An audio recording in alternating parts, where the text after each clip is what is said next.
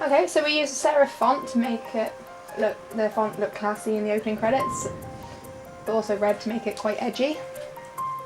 We use the trees in the background, which sort of shows the horror genre already and shows the setting. Yeah, and the music is very Halloween-esque, kind of to connote horror genre. It's quite common, and also a little bit like The Exorcist with the tubular bells as well. Yeah, we wanted to make it look like a horror film straight from the outtake.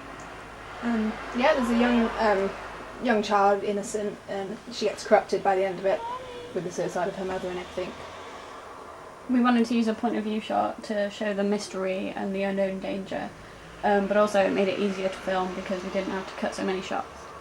Yeah. And the close-ups of the woman crying show the distress and the emotion, which is quite common in horror films. Also shows her vulnerability.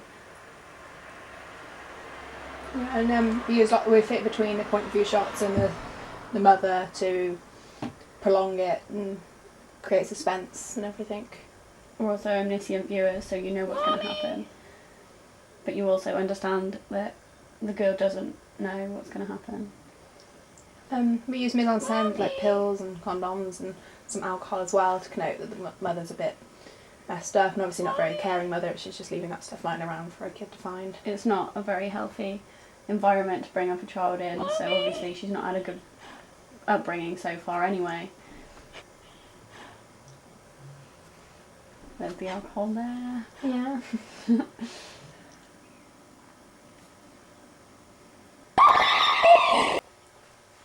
Here's the scream at the end, which connotes the distress of the child. Emphasises it, makes the audience jump. And then you have that bit of Jade, which is sort of the beginning of the next part of the story, which is where the teens go into the woods to get murdered. And it's a bit enigmatic because you don't know who she is, what she's doing, why we've suddenly cut to some random girl in the woods. Yeah, it's quite good. Yeah, it's very good. That's a wrap.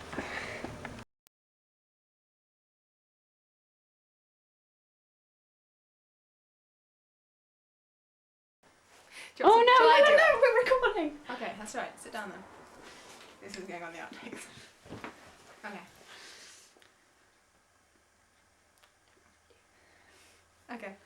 Hi, I'm Rosie. And I'm Jess, and together we form the amazing directive team that created The Lays. We made this film as part of our media studies coursework task where we had to create the opening sequence of a film of any genre. This meant that we had to make the first 2 minutes of our film in which we had to represent genre, and we were creating a horror film. We really wanted it to be obvious that we were making a horror film from the outtakes, so we researched into horror films quite a lot, so we could show straight away what the genre was. We used a naked female victim, which is quite a common convention in horror, and there was lots of blood and gore as well. It was dominant ideology about a girl being helpless and vulnerable. Our film does challenge this dominant ideology in the way that the woman is not a sex symbol and she's not desirable. She's used for sex, but she's not sexy. Although you can only see the first 2 minutes of our film, because that's all we were allowed to make, we did make the whole structure for the movie and created the full storyline. Most horror films stick to the Todorov narrative structure. Our film doesn't really stick to the Todorov's narrative structure because there is a disruption at the beginning and then another one later on. But at the same time, for the innocent teenagers, there is the Todorov structure because they're in an equilibrium before and the disruption comes later on where they all get murdered. Yeah. The beginning is a suicide rather than a gruesome murder, which is not as common to see in horror films, and it's more emotional than most films. It's actually emotions and crying and everything. This also shows the background behind the villain. You never really see the reasons for the murder in other films, but in ours you do. There is an element of sympathy for the villain because in our film you get to see her background. There's sympathy for her because you get to see why she's a killer, what happened to her when she was young, and it challenges conventions.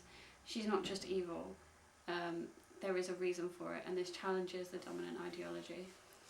Our film presents a social group of women in emergent ideology, as a woman doesn't really look after a child like a residual housewife housewife even. She only cares about herself. It's messy and everything, but also there's the residual ideology because she is used for sex. Her only pleasure is to please men. Warner Bros. Studios and Columbia and DreamWorks and other mainstream film distributors would distribute our film.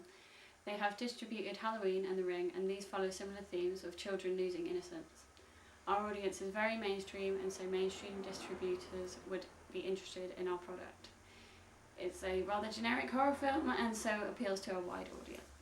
And Warner Brothers is owned by the media conglomerate Time Warner, who also own Time Magazine and Enemy. Our film could be advertised in their magazines or on TV channels like HBO and CNN. These magazines and networks have massive audience, so we can advertise very widely. We can advertise and load our trailer onto YouTube to get more people interested. This has been The Making of the Lays. Thank you for watching. Bye!